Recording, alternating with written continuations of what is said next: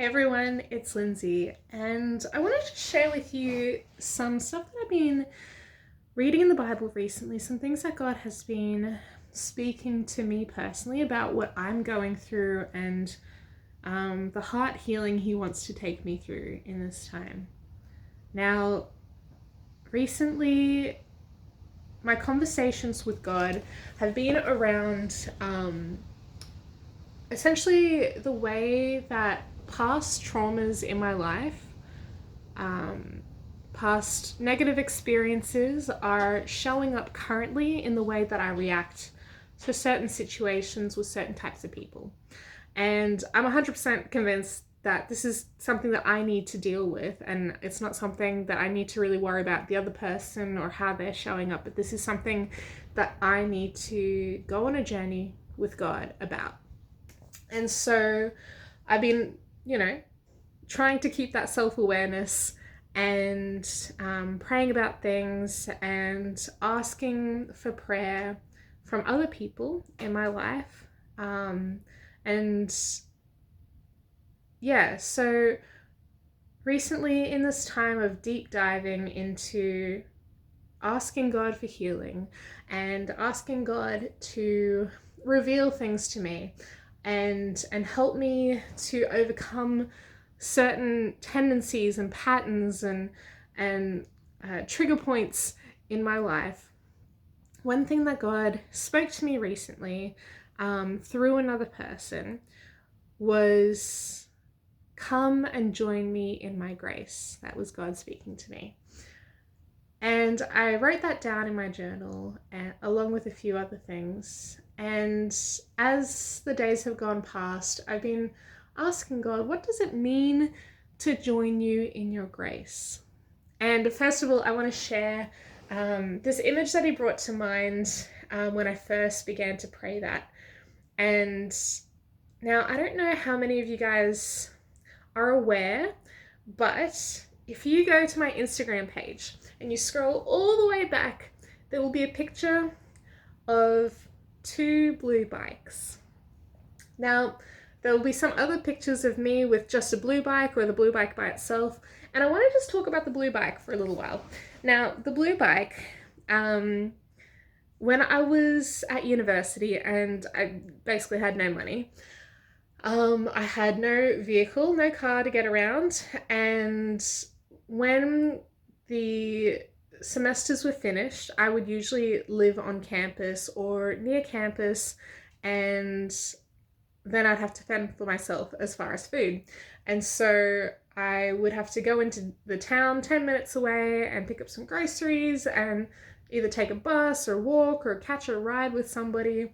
And one day, towards the end of a semester, right before the break, I think it was probably the end of 2016, I'll say, going into 2017, I noticed one of the other girls in the dorm was riding around on one of those cute vintage bikes. I think hers was pink.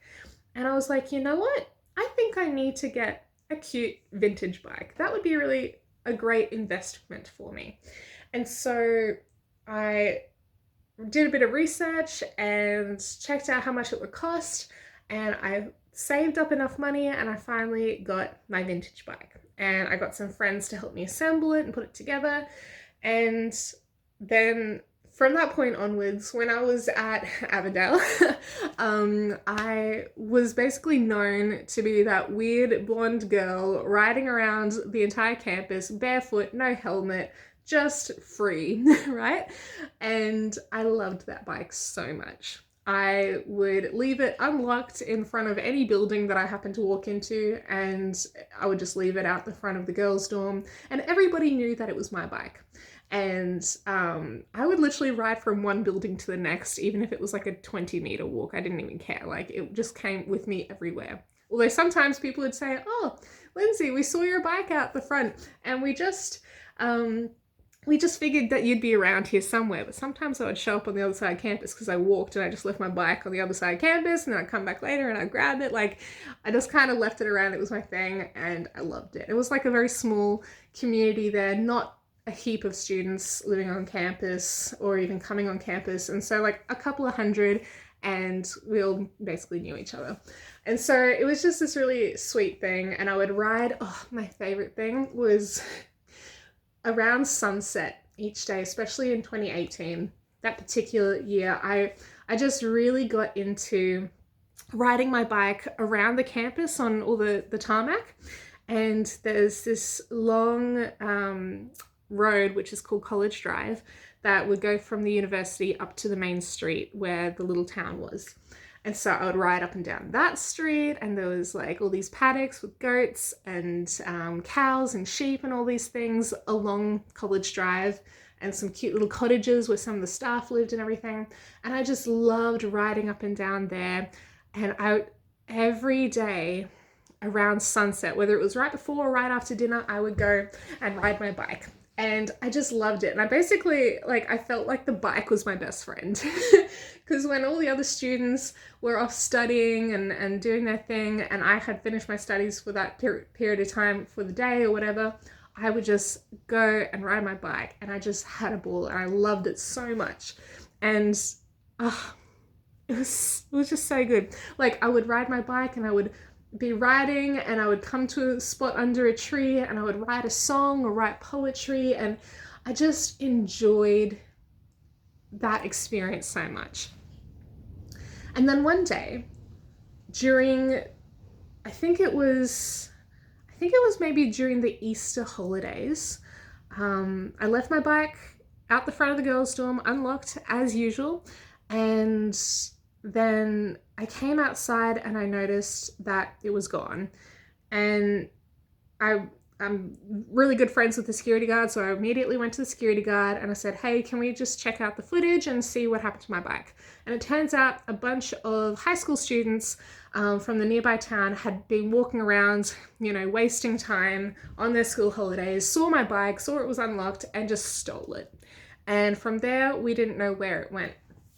All the other footage didn't show it up, and the security guard and I, he took me to drive around on the buggy all across campus, and we went looking to see if maybe it got thrown in the bushes somewhere or something like that, and there was just no trace of this bike. I love this bike so much. And I was kind of heartbroken, and I also had no more money, and so I just kind of had to learn to live without my bike. And so a few weeks went past, and an Aussie gentleman who was a mentor of mine at the time, he learned that my bike had gone missing, and he was like, what? No, Lindsay can't have a bike go missing. That's just terrible. You need that bike. It's Lindsay. You gotta have a bike. That's just the way it works, right?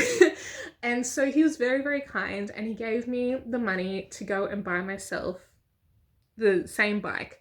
And that, for me at the time, that was a lot of money, and I was very grateful, and I went on a little adventure and bought myself a bike and came back. And so for the next week or so, I was riding my bike around the campus, and I just loved it so much. But then one day, another girl who was a student there, who knew that my bike had gone missing, she texted me and she said, hey Lindsay, I think I found your bike. And I was like, what? And she told me where on campus to meet her, or where to find the bike.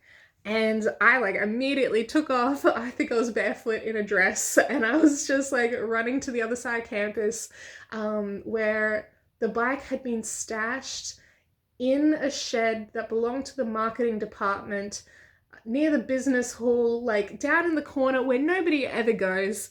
And when I saw it, I was like, this is 100% my bike.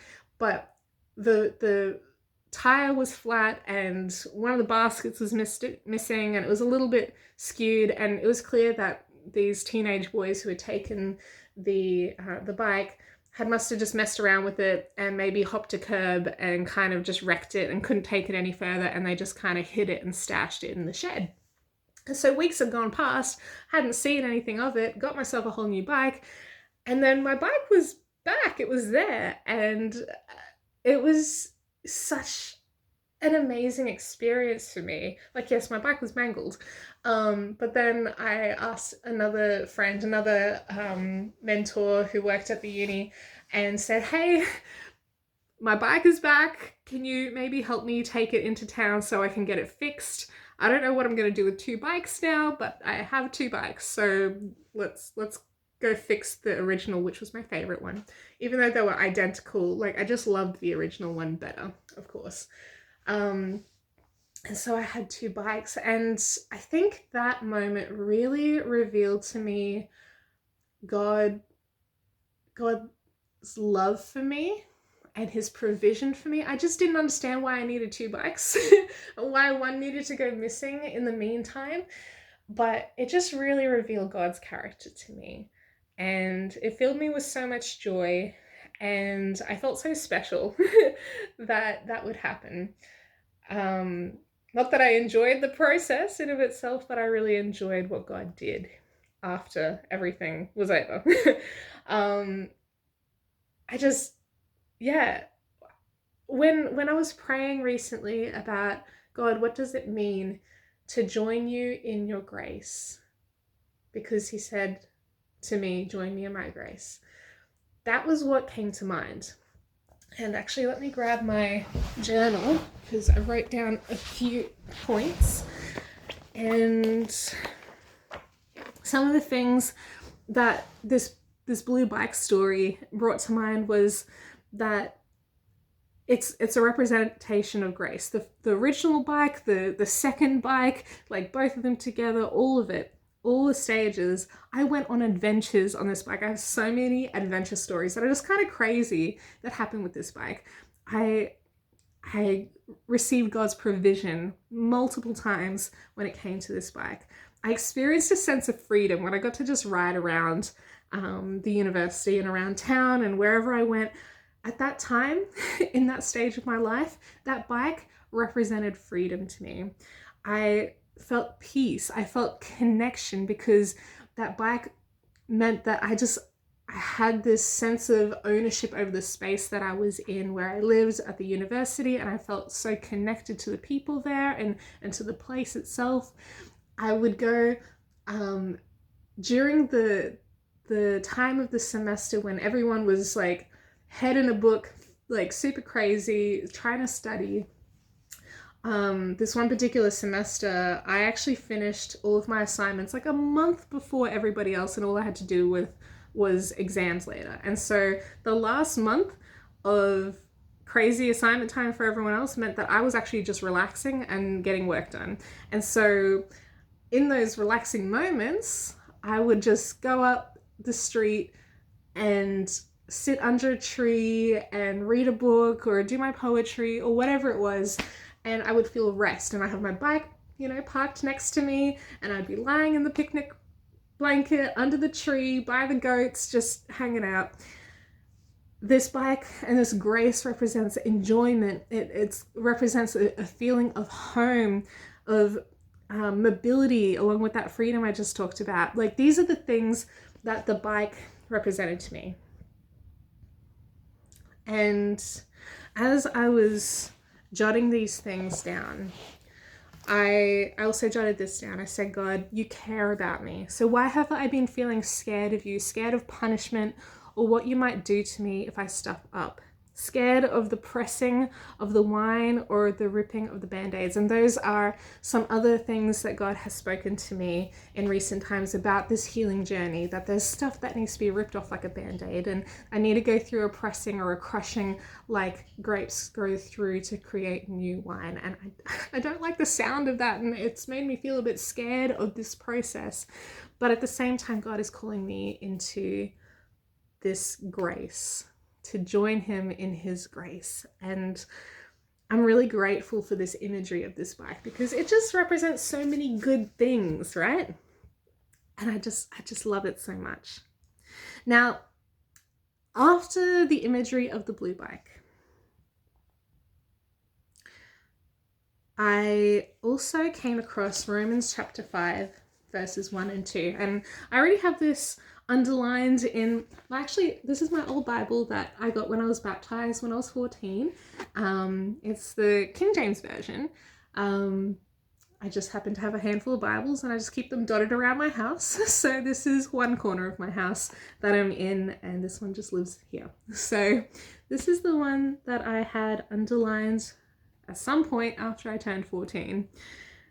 And Romans 5 verses 1 and 2 says, "Therefore, being justified by faith, we have peace with God through our Lord Jesus Christ, by whom also we have access by faith into this grace, wherein we stand and rejoice in hope of the glory of God."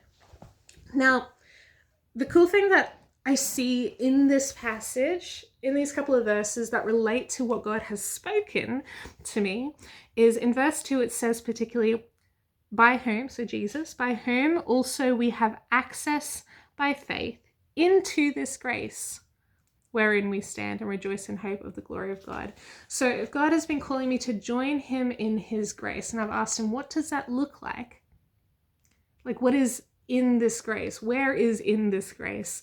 In this grace, I have access to be in this grace because of Jesus. And because I have access into this grace because of Jesus, where I stand, I get to rejoice in hope of the glory of God. Now, I just want to also focus in on that stand thing. Remember at the start of the year, I said that this is the year that God has called me, or whatever I have to do with, to stand firm. And I believe that that might be something that some of you guys are experiencing as well. And it's just interesting that wherein we stand in God's grace, and we have access to God's grace through Jesus, right? So stand firm in God's grace that you have access to because of Jesus. And rejoice in hope of the glory of God. Now, the glory of God, I was just chatting about this with my friend tonight. The glory of God, whenever I think of the glory of God, I always think of Exodus chapter 33. So you can come with me if you'd like to Exodus chapter 33.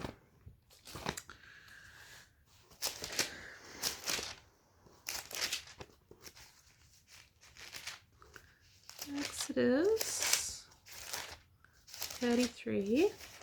I believe it's verse 18 and 19. Yes. And this is Moses speaking to God. He says, "And he said, I beseech thee, show me thy glory. And God said, I will make all my goodness pass before thee, and I will proclaim the name of the Lord before thee, and will be gracious to whom I will be gracious, and will show mercy on whom I will show mercy." God's glory is his character. It is him choosing to give grace and to show mercy to whoever he decides, and that's literally everybody that has ever lived and ever will live and currently does live. That's you, that's me. God's glory is his character. It is his choice to be good and to show mercy and grace to anybody he wants to. And I just really love that. Wherever we look in the Bible and it talks about God's glory, that's what it's talking about. It's his choosing to show grace and mercy and goodness to everybody.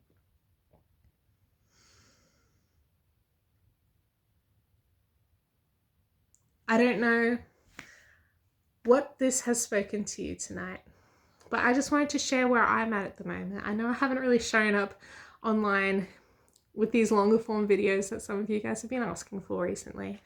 But I really felt like this was something deep enough and real enough to share with you guys tonight. I didn't want to just show up with some fluff that didn't have any depth to it. And so I hope that you guys experience God's grace in its fullness. I am still on this journey of experiencing God's grace, which is really interesting because when I was 13, 12 even, just beginning to take ownership of my personal relationship with God. It was actually because of an explicit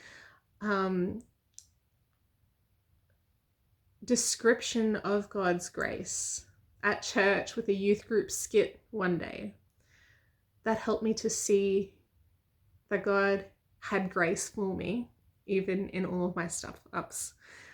That was what was the turning point for me. That was where I understood and I knew that God loved me and I was saved and all those things. And yet here I am, literally that was half my life ago, like twice as long. So I was like 13, I was 14 when I was baptized, I'm 28 now. And yet I still feel like God is trying to teach me what grace is. Like, I remember last year, nearly a year ago, God was trying to show me what grace was. And I was just barely grasping it. And I feel like I'm barely grasping it now. And I don't know if any of you out there are feeling the same.